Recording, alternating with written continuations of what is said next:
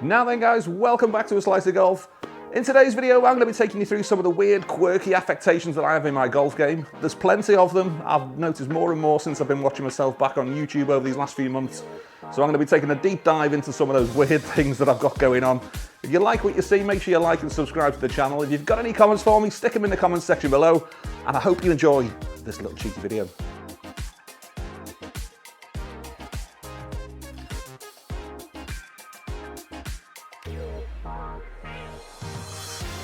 When I'm gripping my irons or my fairway woods or my driver, I use the 10-finger grip method. Baseball grip, you may hear it called. And I've done that for as long as I can remember. It just feels normal, it feels natural to me. Now, the other types of grip you'll see in golf, and the most common ones, are the interlock grip, which you'll see a lot of professionals do, where the index finger and the pinky on both hands are interlocked together. And then you'll also see the overlapping grip, where the pinky on the bottom hand overlaps the top, the index finger, which you don't tend to see much, often at all really. But the one you see least of is the 10-finger baseball grip, which is the one I use, strangely enough. And the reason behind it, and again, it's I've tried the other methods, and I always go back to the baseball grip because it feels comfortable, it feels stable, so I don't think I'm going to change it. But the reason being, I don't know whether you can see this, I've got big old hands, I've got big lumps of meat, big chunky fingers, big sausage fingers, and it's just more for a comfort level. I like to feel connected to the club. I like to feel when I'm gripping the golf club that I'm holding it properly, that I've got full control, full connection to it. So I feel like the more fingers, the more surface area of my hand that's contacting that grip, the better control I've got over it.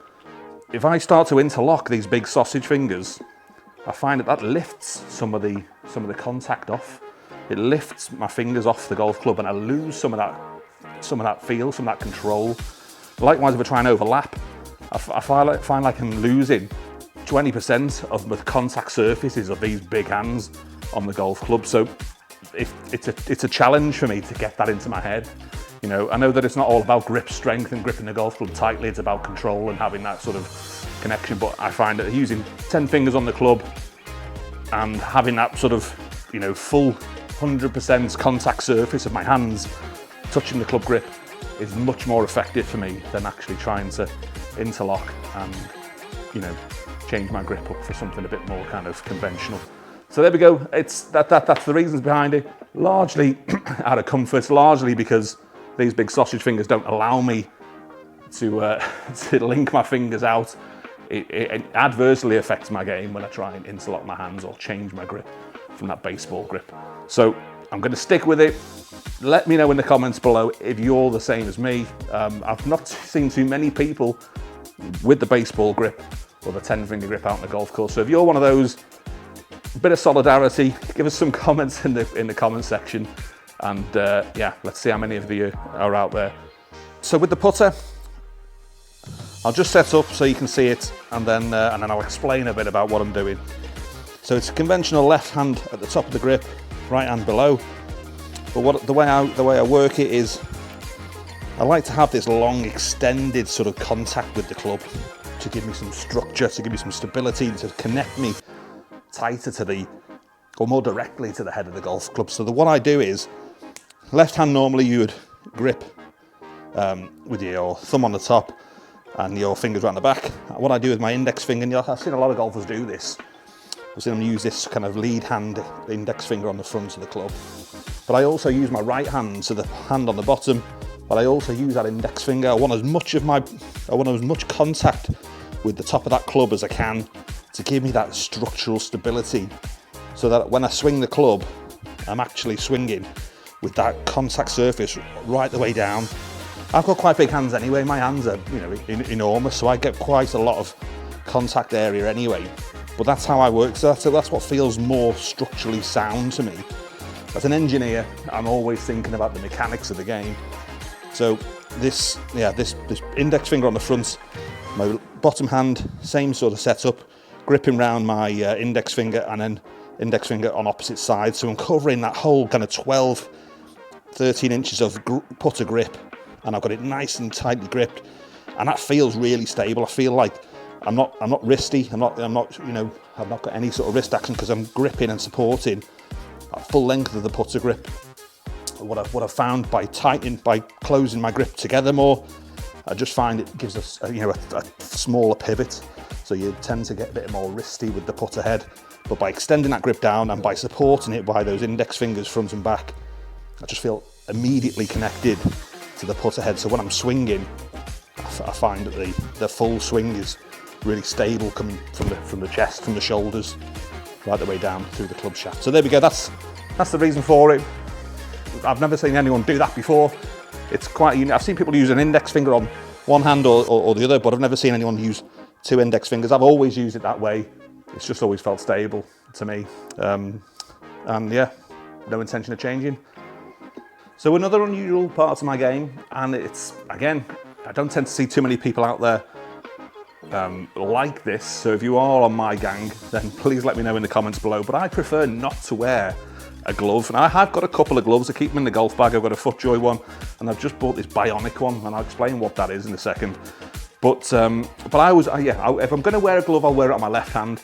But yeah, the challenge I have, and it's a challenge around the comfort and feel and confidence of grip on the actual grip itself. I prefer to stay connected as much as I can to the grip of that golf club, so I can feel the club and I can feel connected to the head of the golf club.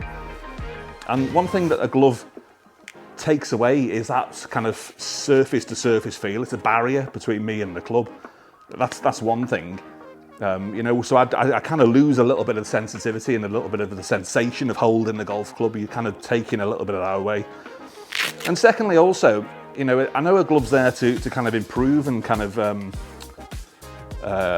promote the grip and the actual connection between the golfer and the golf club, but I think it takes that away. I think, you know, as good a fitting as glove as it can, and I wear XL gloves, by the way, because I've got these big banana hands here. So I wear an XL glove, and even that's quite tight. But it's still a moving surface. You know, as good a fitting as a glove is, and this one's pretty good on me, to be fair, there's still a moving surface of material between my hand and the club. So as tight a grip or as good as a grip as it gives me, there's a little element of movement there. And so I prefer not to have it. I prefer to go straight onto the rubber of the grip, and I'm taking out the middleman. I'm taking out that potential movement or that slip of the golf club. And I'm getting that kind of hand, you know, that kind of skin to club sensation, which you kind of lose with it. So it's just preference. It doesn't make my game any better or any worse. I'll play with one on, I'll play with one off. It doesn't seem to make my game any better or any worse. So the preference is glove off, fully gripped onto the club, and yeah, get the full sensation of holding the golf club in my hand. So there we go, that's the glove that I choose not to wear.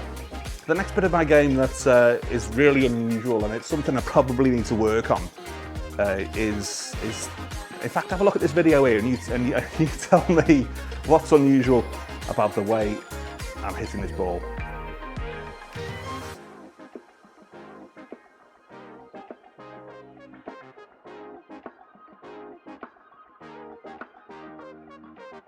So I've got this real unusual tendency to lift my head early before I've contacted the ball. Not with all clubs, you know, with my driver and my long irons, the clubs that I'm swinging a lot faster, I tend to keep my head down until I've connected with the ball, and then, you know, I'll look up after it. But mid irons, down to wedges, you know, where the club's coming through a lot slower, I tend to sort of pick my head up and almost look. It's like a no-look basketball pass. I'm not looking at the golf ball. I don't know how I don't shank or miss-hit more golf balls than I do. It doesn't seem to, you know, affect my game too badly. It's probably a bit of my game that I need to work on. It's probably something I should try and coach out of my game.